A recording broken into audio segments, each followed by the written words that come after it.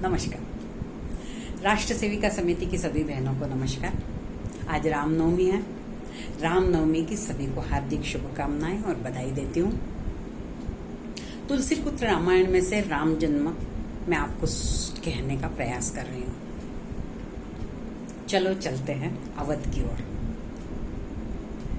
दशरथ राजा की तीनों रानियों ने प्रसाद भक्षण करने के बाद स्वयं परमात्मा कौशल्या के गर्भ में आए।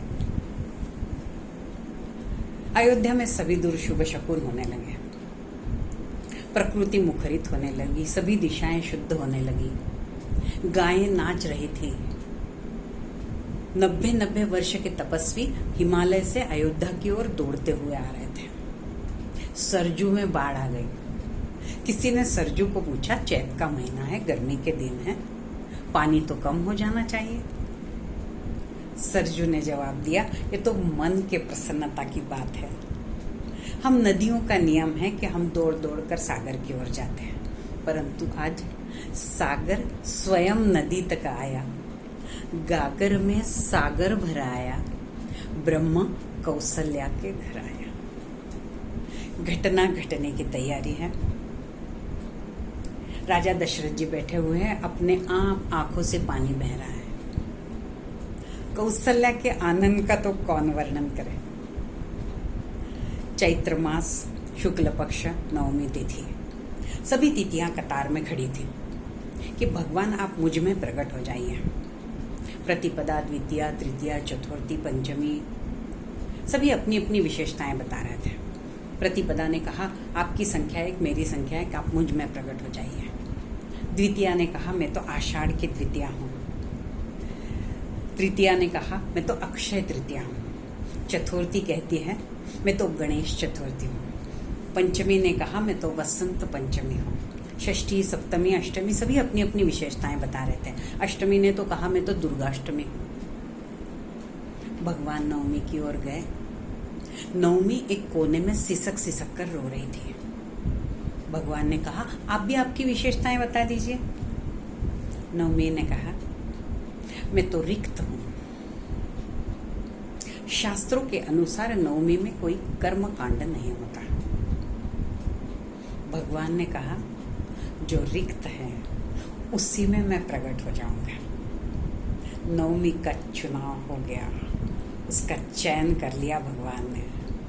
नवमी तिथि दोपहर 12 बजे का समय, न ठंड न गर्मी,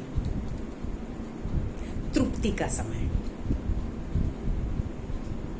एक रात 12 बजे और एक दोपहर 12 बजे। ये जन्माष्टमी और रामनवमी, ये दो तिथियां यदि नहीं होती तो हम क्या होते। कल्पना मात्र से रोंगटे खड़े हो जाते हैं।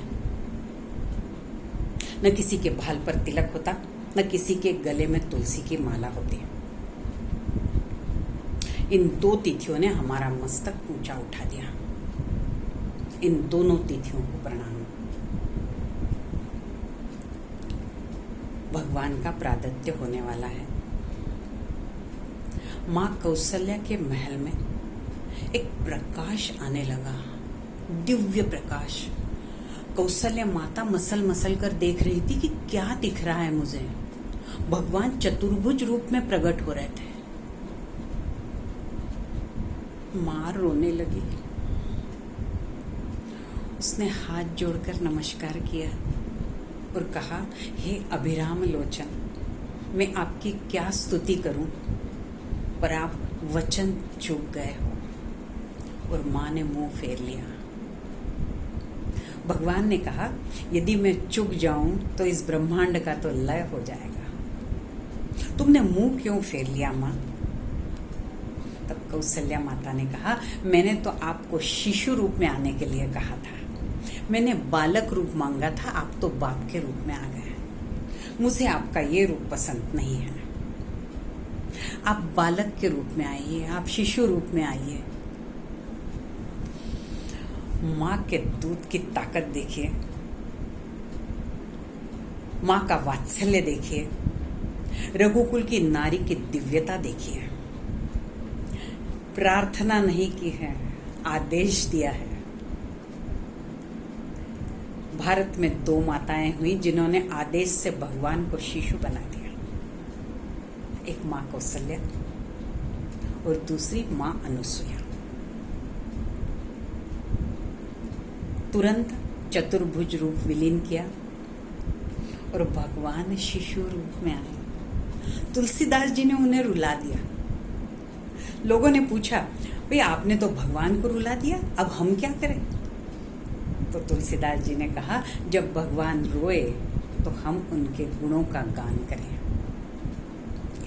जय जय श्री रामचंद्र अवध के दुलारे, जय जय श्री रामचंद्र अवध के दुलारे, जय जय श्री रामचंद्र अवध के दुलारे।